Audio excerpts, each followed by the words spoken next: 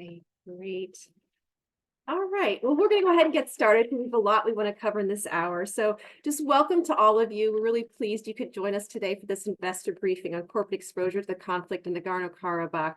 We're doing this in conjunction with the Armenian Bar Association.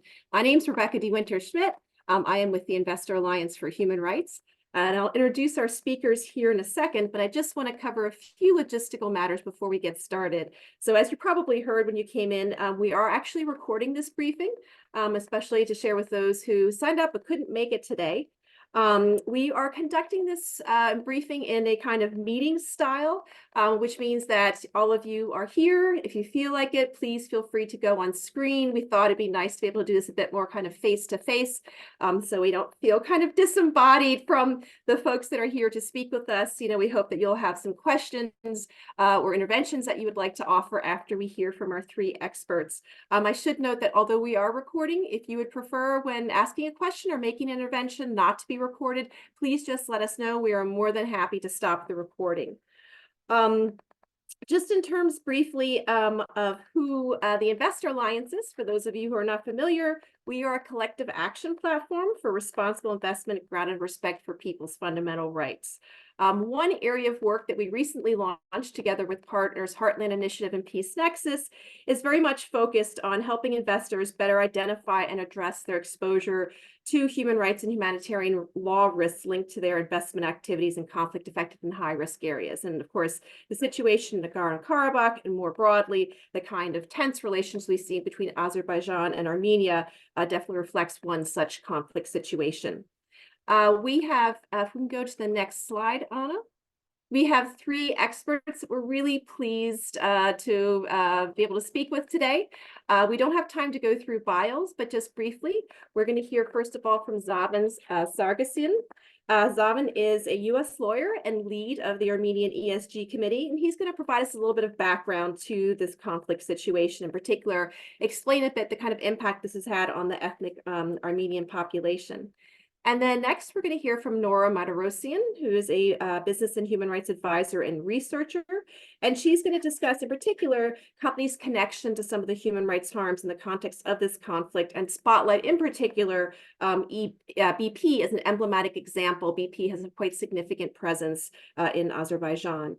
And then we will hear from Dr. Tara Van Ho, who is a senior lecturer at Essex Law School and Human Rights Center. And she's going to help us better understand the types of responsibilities of companies, investors, when they're exposed to conflict-affected and high-risk areas and what we can expect of them underneath international business and human rights frameworks.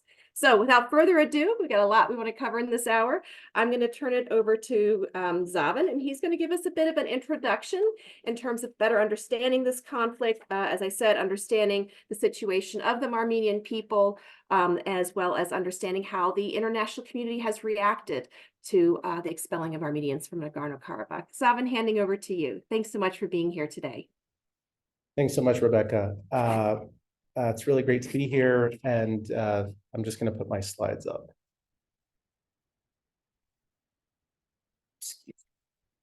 So,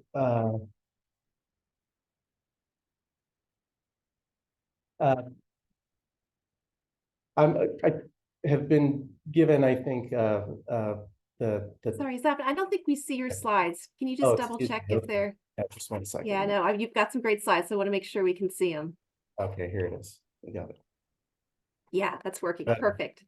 Okay. Wonderful. So maybe full screen if you want. Yeah, there we go. Perfect. Thanks. So my task here is to hopefully set the table for the other discussions. And as I was trying to put these slides together, it was quite difficult to get everything into 10 minutes. So I'm going to do my best. And some of this is going to have to be in summary form, and I might have to ally to other parts. But if you do have questions, please do ask them. And sounds like we'll be giving some slides afterwards.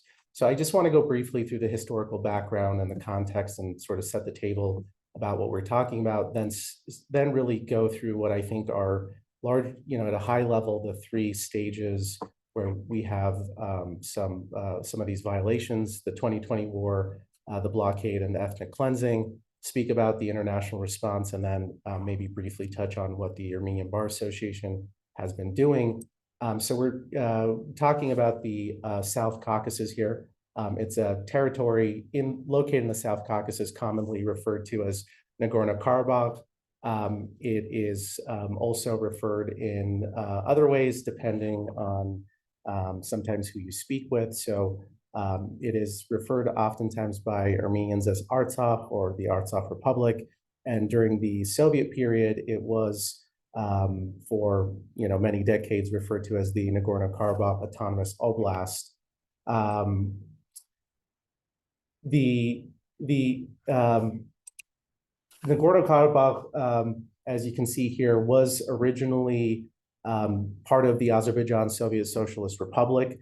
It has traditionally been dominantly populated by ethnic Armenians. So I can't get too much into that history, but when Nagorno-Karabakh was placed in the Soviet Socialist Republic of Azerbaijan, about 94% of the population reportedly was ethnic Armenian. That population ultimately was reduced to about, I think, 78 or so in the last census before the first Karabakh War. The thing that I think is really important to realize here is that the Nagorno-Karabakh does not share a border with Armenia. The way that it was placed, there is always Azerbaijan, it's self-contained within Azerbaijan, and really the shortest distance between Nagorno-Karabakh and Armenia is through, and this will come up several times, but it's through what's referred to as the Lachin corridor. And you can kind of see that on that map right there. And that becomes important as we talk about the blockade that happened. There was, and I can't get too deep into the first war, but the Nagorno-Karabakh was within the Azerbaijan Soviet Socialist Republic for several decades until about the 1980s, when there was a conflict. The genesis of the conflict was a movement to secede from the Azerbaijan Soviet Socialist Republic by the ethnic Armenians, and that ultimately escalated into full-scale war in 1992. The war lasted for about 2 years until May of 1994, when Nagorno-Karabakh, Armenia, and Azerbaijan signed a ceasefire. In the ceasefire, that was signed in May 5, 1994, and really after that, there was efforts to try to mediate the conflict, mostly by the OSCE, the OSCE Minsk group, which took up the mediation process. It was co-chaired by the US, France, and Russia, and those mediation efforts lasted really until the 2020 war. One thing that I think is important to point out about the mediation efforts and the attempt to try to resolve this is that there was really no breakthrough. Obviously, as we know, there was some progress, and one of the more important notes is that in 2007, there was a notable development in that a compromise document referred to as the Madrid document, or the basic principles, were reached. Those were certain points that the sides agreed to that would be used in a future resolution, and they were based on the principles of the Helsinki Final Act. So the non-use of force to resolve the conflict, the right of territorial integrity, and the equal rights of people, and the right of self-determination of peoples. That ultimately, the effort to mediate that was not successful. And in 2020, there was a large-scale war. The conflict started on September 26, 2020, and lasted for about 44 days. Initially, during the conflict, we're talking about the height of COVID, there was some, I think, murkiness for some people about how this conflict started, but I think that it's really undisputed that Azerbaijan launched the military conflict, and at least to date has taken full credit for it in their public statements. The conflict ultimately ended on November 9, 2020, when the sides signed a trilateral statement. And I guess I should be clear, by the sides, what I mean is Azerbaijan, Armenia, and Russia. as a third-party side the trilateral statement. 2 points that I just want to make here, and I'm just going to go back to this slide right here. After the end of the First Karabakh War in '94, not only had the ethnic Armenians captured, the Nagorno-Karabakh, but they had also captured areas around Nagorno-Karabakh, which they contended was a security zone needed, to ensure a contiguous border, as well as to prevent some of the attacks that were happening on the civilian centers. After the 2020 war, that was completely reversed. Azerbaijan was able to capture large swaths of not only the security zone, but also Karabakh. And then as a result of the trilateral statement, the entire security zone around Nagorno-Karabakh was handed over by the ethnic Armenian forces to Azerbaijan.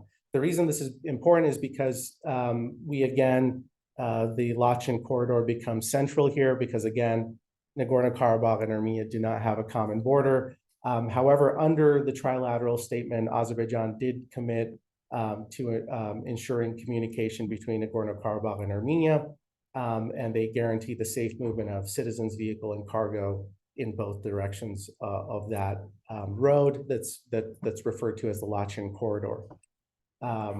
During that 2020 period, there were several violations that occurred. Unfortunately, I can't get deeply into each one of those. There was significant photographic and video evidence of Azerbaijan's engagement in mercenarism. There's evidence that they transported mercenaries with the help of Turkey to the theater of war. By some estimates, it was several thousand. And those mercenaries not only engaged in the fighting, but also were alleged to have committed atrocities. There was the use of banned munitions, and particular here, we're talking about cluster munitions and white phosphorus. Cluster munitions are the bombs that explode and release a lot of other mini bombs. There was the unlawful detention of Armenian POWs. There was no precise number on how many Armenian prisoners of war or civilians had been detained as a result of the fighting. Some estimates, including one estimate by the European Parliament, was roughly 200. Some of those individuals have been able to come back to Armenia. Many of them are still held. Finally, there has been destruction and desecration of Armenian cultural monuments and heritage sites. This has been written about quite extensively, and there's some people who are doing some really impressive work here. The European Parliament passed a resolution about this in March of 2022, and the Caucasus Heritage Watch, which is based out of Cornell, does some really amazing work and reports here. They'll take satellite imagery of heritage sites, and they'll use satellite imagery previous to the war and after the war. So on this slide, you have a cemetery, an Armenian cemetery in Metz Taret, prior to the war, and then in the satellite imagery afterwards, it has been completely bulldozed over, and this is just one of many images that they've published. This is another one of the Sud Gazan Chetsots monastery. It was attacked by a rocket and is, I'm not sure what the current status of it is, but it did have significant damage. This is an ongoing concern. I think approximately 1,500 monuments have been, are in Nagorno-Karabakh. So the end of the 2020 war was quite, I think, disastrous for the ethnic Armenians. It was, however, really heralded in Azerbaijan. One of the more controversial things that popped up was the trophy park. In this photograph, the president of Azerbaijan is walking through a corridor that's lined with the helmets of presumably fallen Armenian soldiers, and they also had mannequins. And this, frankly, it ultimately got quite a bit of backlash, but there was quite a bit of celebration surrounding the conclusion on that side. Although the trilateral statement was signed, that didn't ultimately lead to a lasting cessation of hostilities. There was crimes committed between 2020 and 2022, primarily was directed not towards Nagorno. I mean, there was instances that were directed towards Nagorno-Karabakh, for example, ceasefire violations towards the direction of individuals working there. But in this period, you had the more severe instances occur towards the Republic of Armenia. So in 2022, there was a wide-scale attack in the direction of Armenia. And I think some estimates put that to date, Azerbaijan has occupied about 200 square kilometers of Armenia's internationally recognized boundaries. During that particular attack, the Human Rights Watch and Bellingcat's investigative team determined that there was extrajudicial killings of service members that had surrendered. And there was also quite a bit of evidence of bodies being mutilated and desecrated, and photographs being circulated on Telegram channels. The other significant event that happened here is, again, because we're talking about Nagorno-Karabakh being, having no land, no shared border with Armenia, there was a blockade, about a 10-month blockade of Nagorno-Karabakh. The blockade itself started in December of 2022. The blockade started when individuals that were self-described as eco-activists blocked the Lachin corridor. And then in April of 2023, Azerbaijan established a checkpoint on the Lachin corridor. This essentially disrupted all civilian traffic, or nearly all civilian traffic, to Nagorno-Karabakh from Armenia. It created a significant humanitarian crisis. The other point that I think is important here is that all the energy infrastructure that went to Nagorno-Karabakh came from Armenia, so that when Armenia lost that, Armenia and Nagorno-Karabakh lost that shared border, the energy infrastructure was sort of had to traverse Azerbaijan, and the energy was disrupted. So we're talking about natural gas and electricity, and fuel was obviously, there was no way for that to get in, which added to the crisis.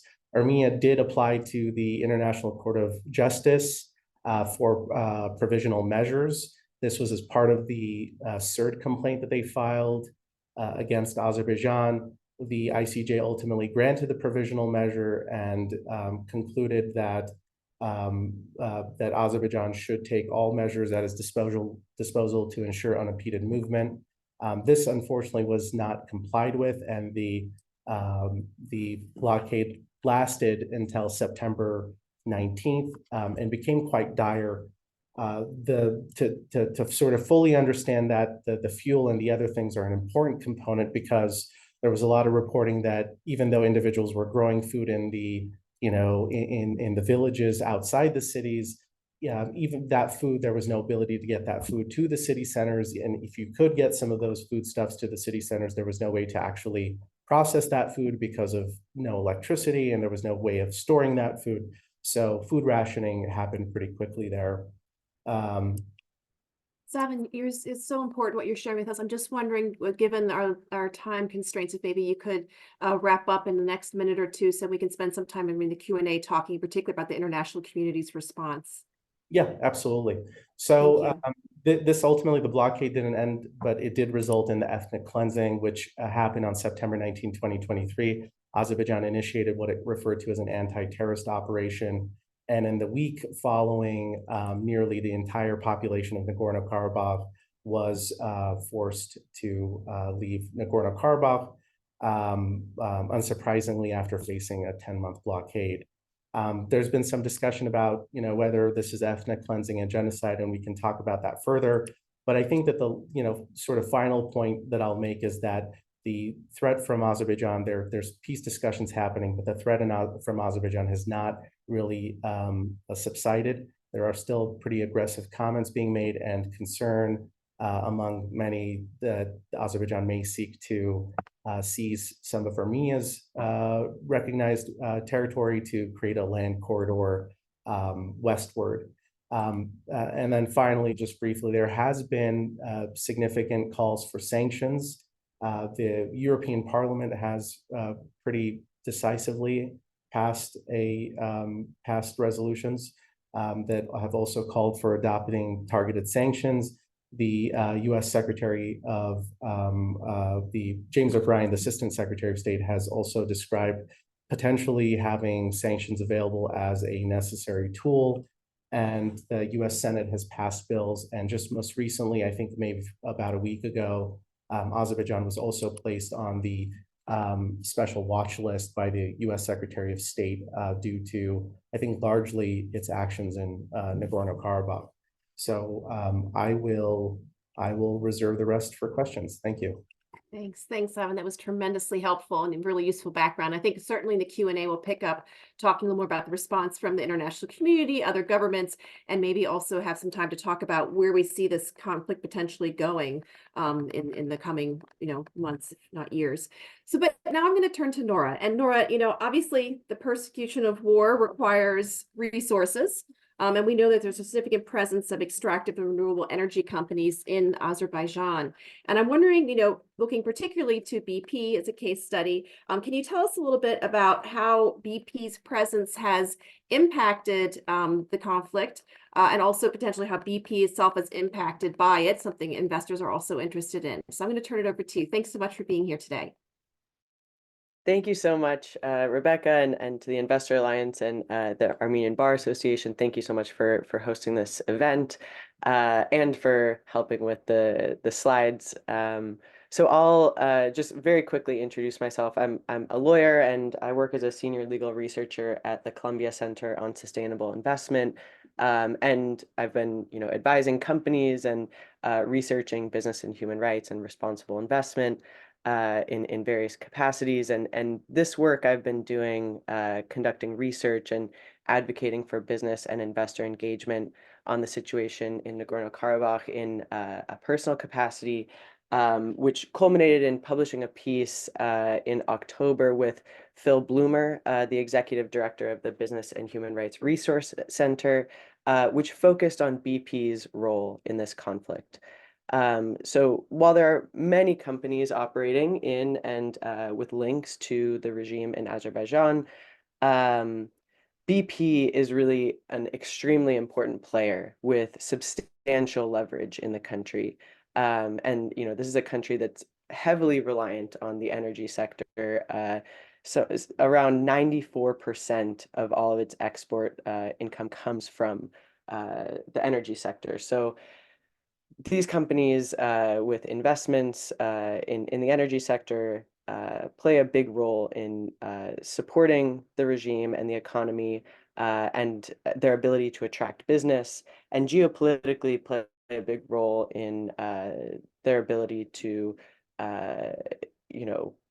help the regime avoid accountability for its actions, as we've seen in the recent past. So that's why the research I've been doing and this presentation will focus on BP in particular. But that's not to say that other companies shouldn't also be engaged. And I think maybe we can speak a little bit to that later, but there are other extractive companies, tech, surveillance, weaponry companies that should also be engaged by investors in this space. So if you can go to the next slide, please. So here's a map that shows, this is from 2016, showing some of the critical projects that BP operates in Azerbaijan. So in 1994, so right at the end of that first Karabakh war that Zavin spoke about, BP signed what it has termed the contract of the century with Azerbaijan, which made it the largest foreign investor in the country. So as you can see in this map, its portfolio of investments that it operates includes giant oil and gas fields, oil and gas pipelines, and exploration projects. The main projects all originate in the Caspian Sea, including one of the world's largest oil fields, the ACG, one of the world's largest gas fields, the Shah Deniz, one of the biggest onshore oil and gas terminals in the world, the Sangachal terminal, and massive pipelines that export oil and gas to the Black Sea and the Mediterranean. And now, this map is from 2016, so it doesn't show the Shah Deniz 2, which since 2018 has been exporting gas to Turkey, and since 2020 all the way to Europe, with a new southern gas corridor that extends all the way into Italy. And so if you can go to the next slide, please. So as I said, the energy sector is massively important to Azerbaijan, and these companies, in particular BP, have major influence and leverage over the regime. In fact, since 2020, BP and its project partners transferred $35 billion worth of oil and gas production, which is more than 4 times Azerbaijan's military spending during this period. And the military spending in Azerbaijan is very substantial. The country is the world's 8th biggest military spender as a share of its GDP. And in fact, in 2022, the government's share of production from the BP oil and gas projects exceeded the country's entire public spending budget. And so I also have a quote from a great piece that came out from Global Witness following the piece that I wrote with Phil Bloomer in October that covered a lot of similar ground and did a great job of exploring these issues. But a quote from Dominic Eagleton at Global Witness saying, BP's longstanding partnership with the Aliyev dictatorship has funded Azerbaijan's militarization and aggression against Armenia. BP has been happy to keep drilling, having learned nothing from the historic mistake it made in Russia. Funding violent dictatorship is always a bad strategy. So that's kind of the long-standing historic investments of BP in Azerbaijan. If you go to the next slide, I'll talk a little bit about a more recent investment that occurred. So while BP's oil and gas investments in Azerbaijan don't reach directly into Nagorno-Karabakh, the company has very surprisingly taken steps in just the past couple of years that put itself more centrally in the middle of territories that have been under dispute in this conflict with the ethnic Armenians of Nagorno-Karabakh. In June 2021, BP signed an agreement with the government to build a 240 megawatt solar plant in Jabrayil, which is a district that was previously within the officially designated security zone or militarized buffer zone under the control of Armenians since the 1990s.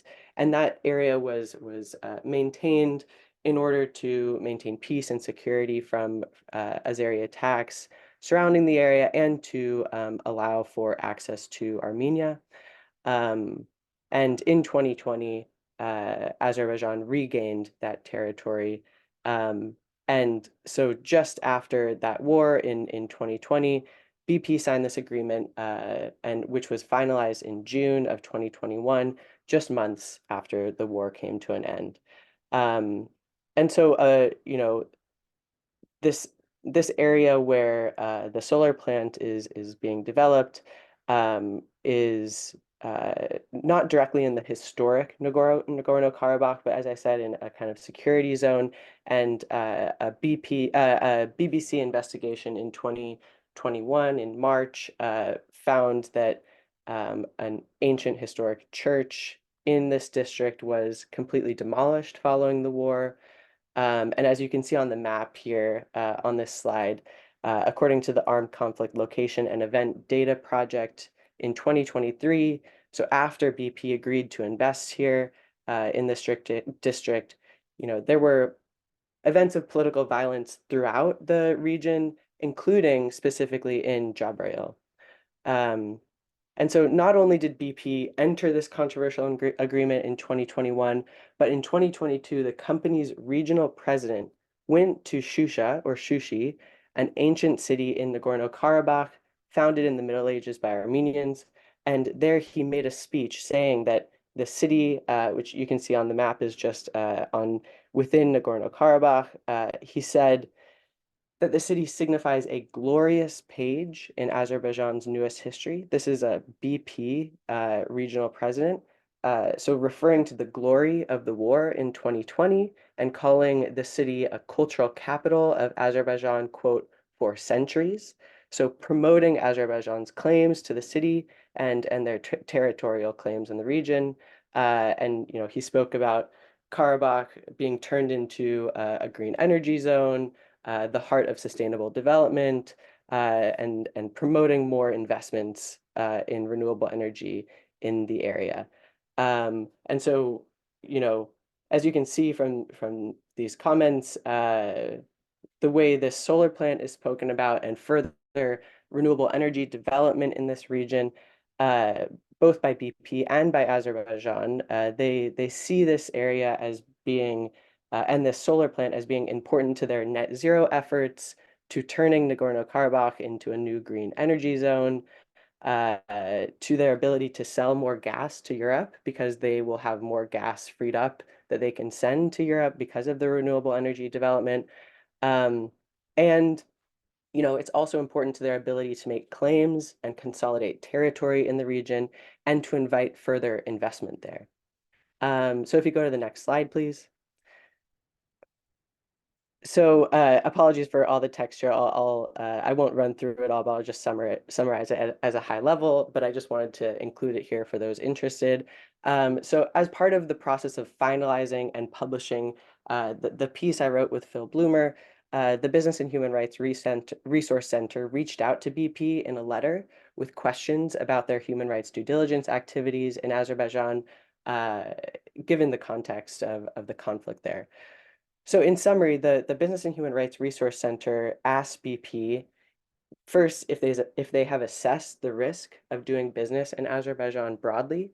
Second, whether BP conducted heightened human rights due diligence given the connection to a conflict-affected area. And third, whether they had done anything to use their leverage to stop the blockade. And BP's response is quite short. I've highlighted the substantial points to the right of the screen, and in their response, they focus on making a distinction about whether they're operating actually in a conflict-affected area, despite the fact, as I said before, that the area where they agreed to build this solar plant was contested territory in a very, very recent war. And as I showed on in the previous slide, there was destruction of cultural heritage sites there, and there was political violence subsequent to BP's solar investment. So there was clearly contestation and conflict affecting the region.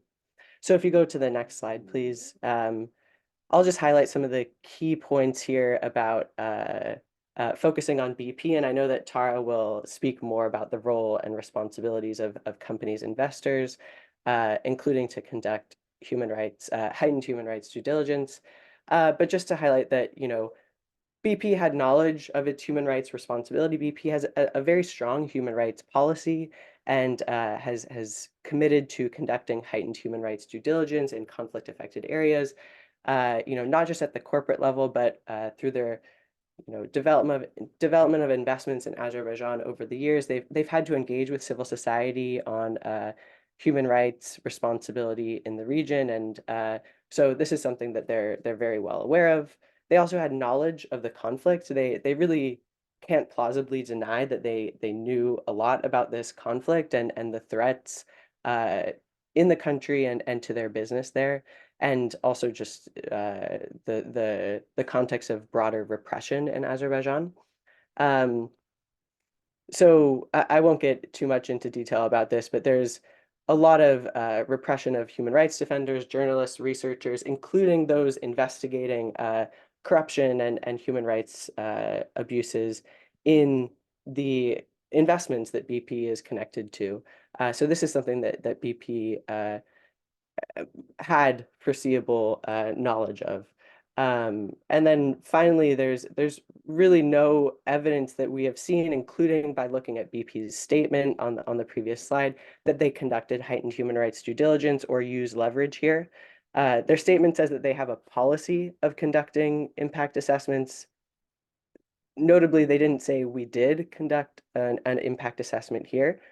And they also were, given that they were well aware of the context in the region, the many visits that their CEO and regional president had with the president of Azerbaijan throughout the stages of this conflict, including, very publicly promoting and expressing support for the regime, don't suggest that they were using their leverage to engage on this. And they were also invited to sign on to a letter that was spearheaded by Paul Pullman and other business leaders to urge the president of Azerbaijan to protect human rights in Nagorno-Karabakh, and they declined to sign on to that letter.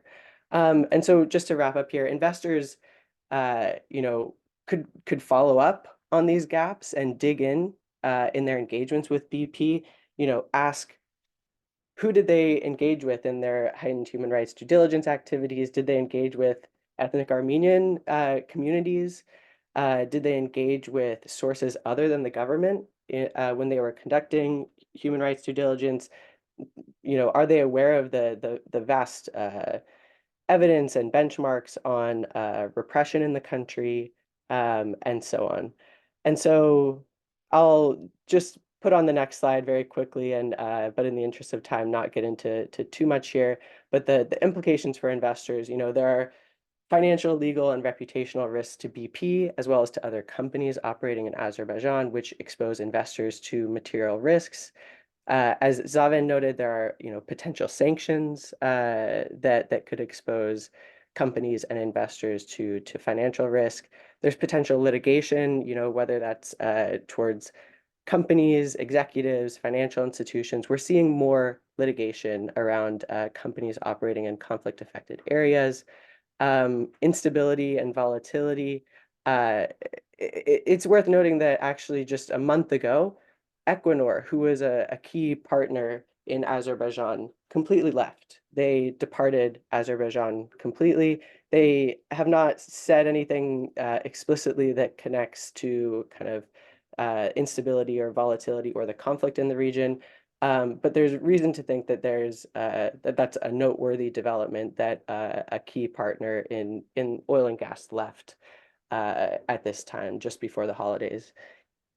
And then, as mentioned earlier, there's widespread repression in Azerbaijan, and certainly conducting meaningful human rights due diligence is challenging, where human rights defenders and journalists are threatened with violence and arrest. And finally, this exposure is only going to increase with Azerbaijan hosting COP29 later this year. There will be more attention on Azerbaijan, fossil fuel activities, and companies who do business there. And so in the interest of time, I'll leave it there for now. But we can say more about what's being done by civil society to pressure and engage with companies and investors in the Q&A section. Thank you so much. Thanks, Nora. Absolutely. We'll get into that in more detail. I think it's really significant the fact that Azerbaijan is going to be hosting COP29, given the situation that you guys have all described so far. But let me just back up a second and go to Tara, because you've given us a really useful case study, Nora, with BP, and we've clearly seen how BP has not met its international responsibilities under key business and human rights frameworks. But what are those responsibilities exactly? And Tara, I'm hoping you could help us dig a little bit deeper there. Thanks so much for being here. Thank you for hosting this, and to the Armenian Bar Association as well. I'm going to try to give us a broad overview. I am conscious of time, so this at times might go a little fast. I know many of you in the room have already heard from me in other conflict-affected conversations, but please feel free to follow up with email should you have further questions. So the responsibility to do human rights due diligence and the responsibility to do heightened or enhanced human rights due diligence stems in part from a general business responsibility to respect human rights. This has been acknowledged in the UN Guiding Principles on Business and Human Rights, which were adopted in 2011 by the UN Human Rights Council. They have been implemented through a variety of different measures, including the OECD guidelines on business and human rights, on the responsibility of multinational corporations regarding human rights. And they're now being implemented into mandatory human rights due diligence laws, principally in Europe, but not exclusively so. We are seeing human rights due diligence laws developing in other contexts as well. So what the guiding principles say are that businesses have a responsibility to respect human rights at all times. And this applies to all businesses and all industries and all sectors, regardless of how the business is structured. So that means the companies you invest in, but it also means the investors themselves have this responsibility to ensure their operations, throughout their supply chain, throughout their business relationships, they're taking the measures necessary to identify where they are likely to cause, contribute, or be directly linked to a harm. Where a business causes or contributes to a harm, they're expected to provide remedies for the harms that have arisen. Where a business is only directly linked to the harm, they're expected to use their leverage to affect change on the ground. When we talk about affecting change within our business relationships, that can be quite difficult when you have a situation where you have electoral authoritarianism, where you have an armed conflict, where you have the kind of nationalism that underpins many of the conflicts that we're seeing today. While we're talking about Nagorno-Karabakh, I want to make sure that we understand that this sits within a broader picture of escalations of conflicts that we're seeing today. It is not the only place where there is consideration about ethnic cleansing, where there's issues around authoritarianism, and where there are issues of ongoing and long-term conflicts between majority and minority populations. In situating it in that context, it becomes clear that there are always obligations to do human rights due diligence and heighten human rights due diligence. I'm going to explain what that means in a second. In certain contexts, in contexts where you are likely to see a conflict emerge, where a conflict is ongoing, or where a conflict has recently concluded. That means in a situation like Nagorno-Karabakh, you should always be doing heightened human rights due diligence on any operations in Azerbaijan or Armenia. Because of that ongoing responsibility, BP's statement, their public statement to NORA and to BHRC immediately fails at the first hurdle. If you don't know that you're supposed to be doing human rights due diligence in Armenia and Azerbaijan, or heightened human rights due diligence in Armenia and Azerbaijan, you don't know enough about the context that you're entering into to actually enter into it. And so when we talk about these situations, you need to know that what I'm about to say applies in this situation currently at all times, and for the foreseeable future at all times. So what do we mean by heightened human rights due diligence? All human rights due diligence is supposed to assess the most salient risks a company poses to rights holders on the ground. This is supposed to be done by really communication with your rights holders, having a conversation to find out what kinds of harms are they experiencing, what does the geopolitical reality mean for them, what does the social reality and norms mean for them? In a heightened human rights situation, or a conflict affected area situation, that is supposed to take place more frequently, with a deeper dive, and with attention to the potential of a business to impact on the conflict itself. My friend Gerald Pichot, who I know is here today, often talks about how businesses are not neutral actors. He and I word that differently, but businesses will have an impact on a conflict. They will always have an impact on a conflict. And you need to understand what that impact is. You need to understand how you're manipulating the actors, or how you're being manipulated by the actors, so that you're more likely to cause or contribute to a harm. We have already heard significantly about the harms that materialize within this conflict.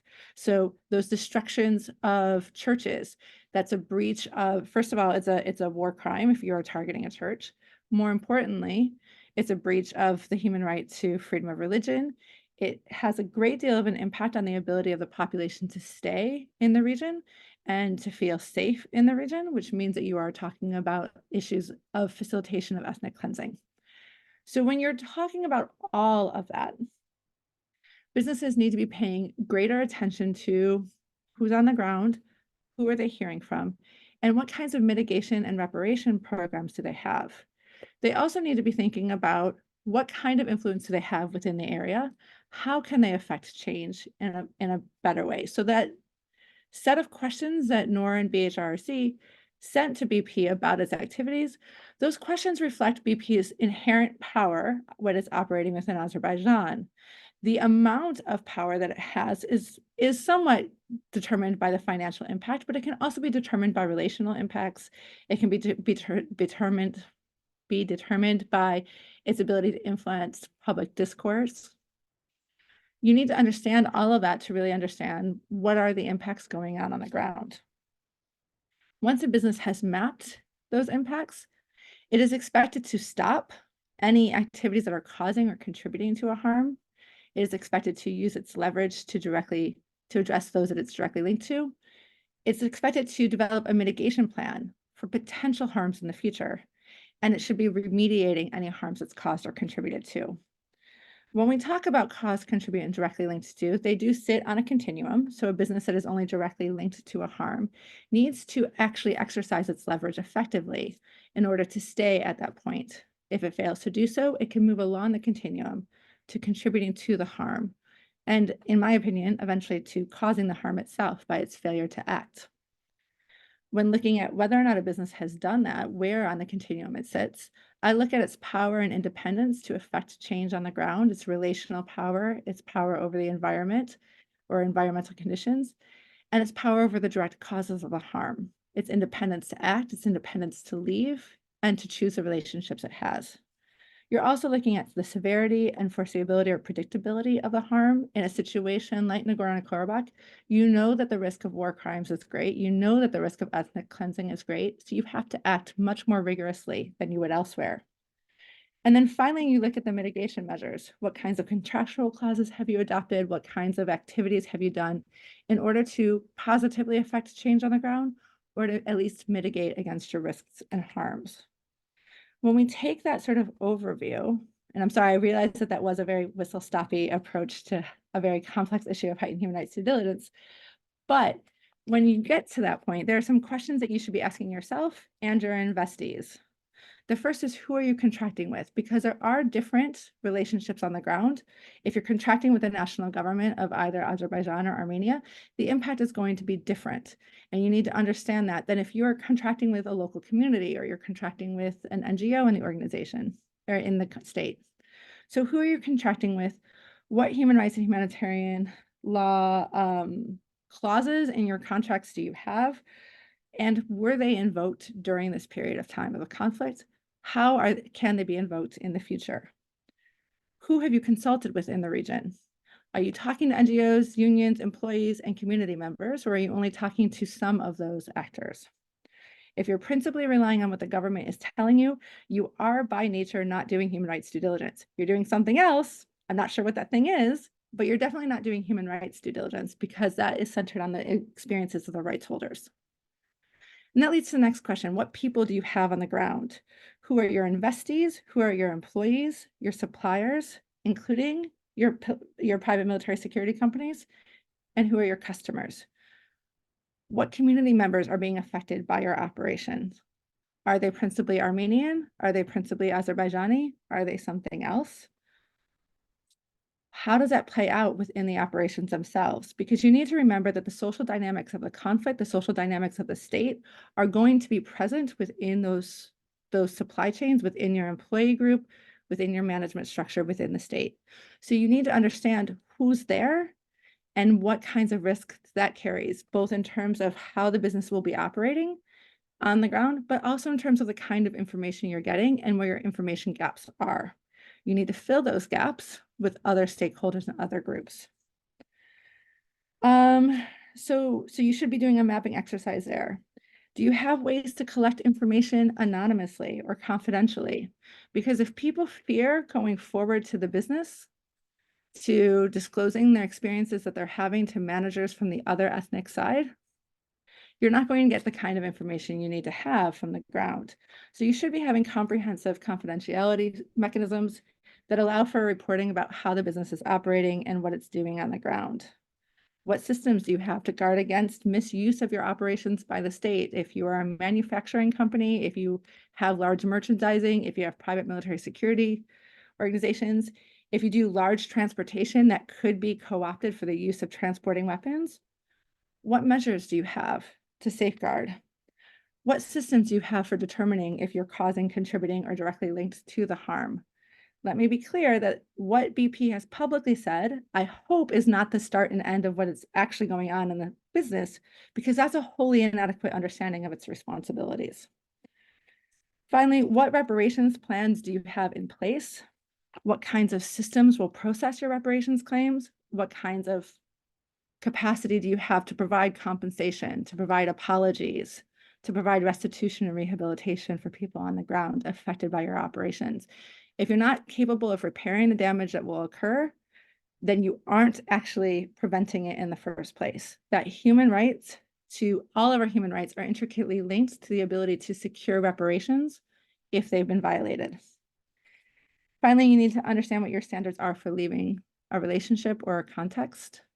And we can talk about that a little bit more. I realize we're very up against time, so I'm going to stop there. But that question about when do you leave and how do you leave goes back to all the norms of human rights due diligence in the first place. If you're causing or contributing to a harm, you need to stop that relationship.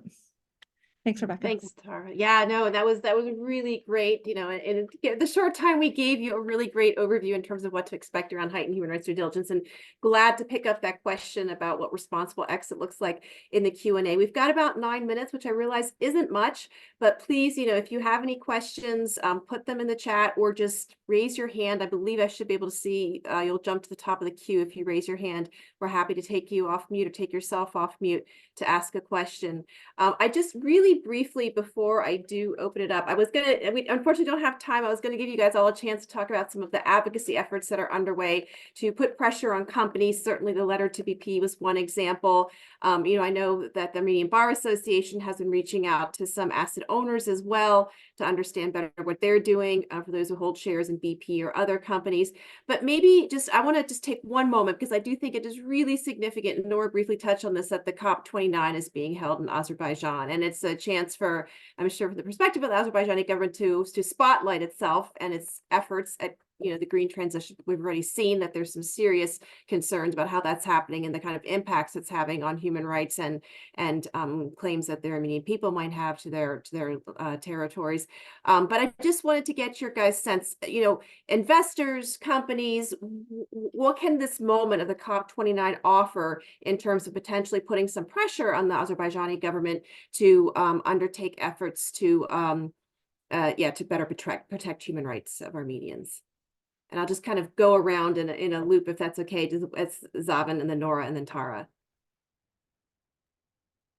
Well, certainly it's an opportunity to shine a spotlight on the country. I think that from my perspective, the interesting issue there is that there's still a lot of concern, particularly in Armenia and among individuals watching the region, that there may be another war.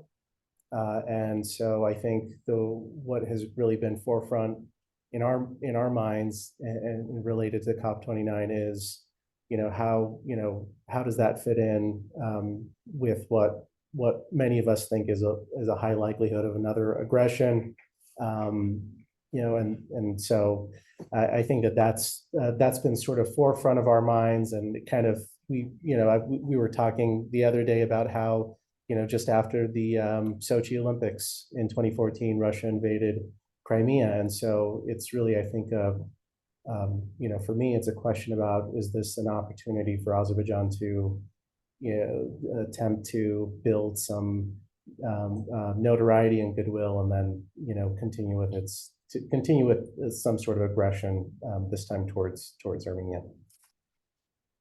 Thanks, Nora. Yeah, I'll avoid echoing. I agree with everything that Zaven said. I think, there's going to be more media, more civil society attention, more pressure on Azerbaijan as in terms of its human rights record, and also in terms of more pressure on BP and other companies with connections to the regime. I'll quickly say, I think from all the conversations I've had, a lot of civil society organizations are really ramping up their efforts to focus on Azerbaijan and BP and companies operating there.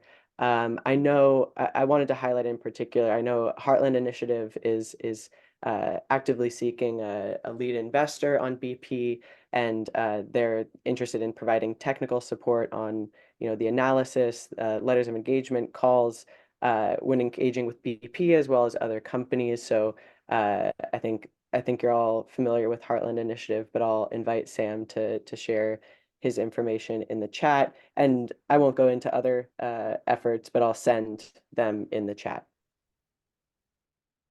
Thanks. And then Tara, I was going to turn to you, and perhaps also just really quickly, and Sam, did you want to maybe also comment on what Nora said briefly, or?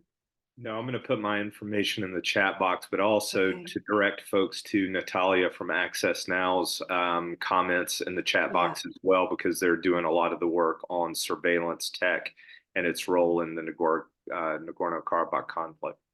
Yeah, thanks, Sammy. You took the words right out of my mouth. Natalia's been putting some really helpful links in the chat function as well to talk about how technology is being used to suppress opposition and dissent.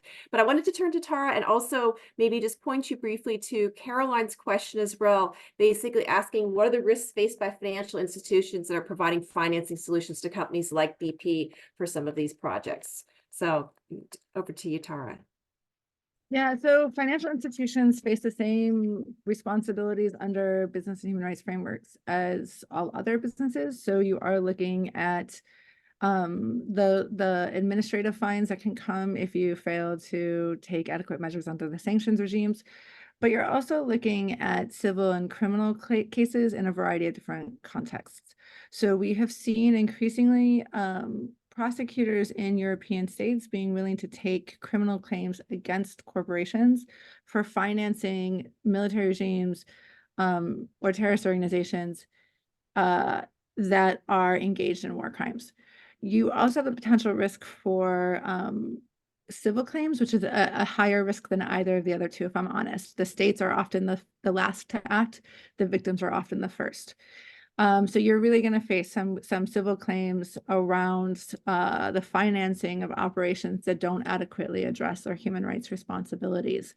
The legal regime is shifting, and we are increasingly seeing more and more mandatory human rights due diligence laws, and those are coming with a variety of different kinds of means of enforcement. Some are civil, some are criminal, some are administrative. But those are the kinds of risks. More broadly, you face the reputational risks. You face the linking to BP in global campaigns by activists and other organizations. And that's a significant and increasing risk for investors as civil society continues to understand more and more how the money is impacting on these conflicts. No, that's really helpful, Tara. And there was actually a link shared by Nora and myself with regards to the blog that Nora wrote together with Phil Bloomer, who heads up the Business and Human Rights Resource Center. I saw Phil was on the call, and I thought I saw a hand. I don't know, Phil, if there was something, feel free to go off mute that you wanted to add and maybe help us close out. Maybe tell us a little bit about any next steps the Business and Human Rights Resource Center has to follow up with BP or otherwise. Sorry to put you on the spot, Phil. No trouble. No, thanks for Rebecca. That's great. I mean, I think first of all, just a big vote of thanks to Zab and Nora, Tara, and yourself. Great to get this call. I think a couple of things from me. The first is just it's so important now with this another petro state running the COP 29, but particularly as we saw with the F1. When that was in Azerbaijan, there's a big opportunity. When that was in Baku, we have a big opportunity really to put much greater media attention on. So the more that we can build a comprehensive picture of what are the responsibilities of the Azerbaijani state, and I would argue both to Nagorno-Karabakh and the Armenian population that's been cleansed, but also to the civil society inside Azerbaijan, because there's a lot of civil society actors and journalists that have been suffering intensely over the last decade because of the scale and scope of the repression. So we need to think about both of those things together, I think, in this next period. Yeah. That I think the more that we can do, as Nora was saying, to really build the evidence base from across. It's great to hear, Sam's work in Heartland and what Access Now is doing, what we're going to be doing with Nora on BP, etc. We need to bring that together into a body of evidence that we can start taking to journalists and get them really interested, because they will start to get interested, I think, from about sort of April onwards. Yeah, absolutely. Thanks, Phil. I appreciate that call to action. We'll be sending out the slides as well as a recording that has email addresses for Nora and Zavan and Tara. Sam has put his address in there as well. Natalia, maybe if you want to real quickly pop your address if you haven't already done so. There's a lot of work going on around this. COP29 will be a pivotal moment to really kind of raise pressure and to try to prevent some of these human rights harms from occurring and to rectify those that have. So thank you, everybody. Really appreciate your participation today. Keep an eye out for the slides, the recording, and do be in touch. Thanks so much, everybody. Take care. Bye-bye.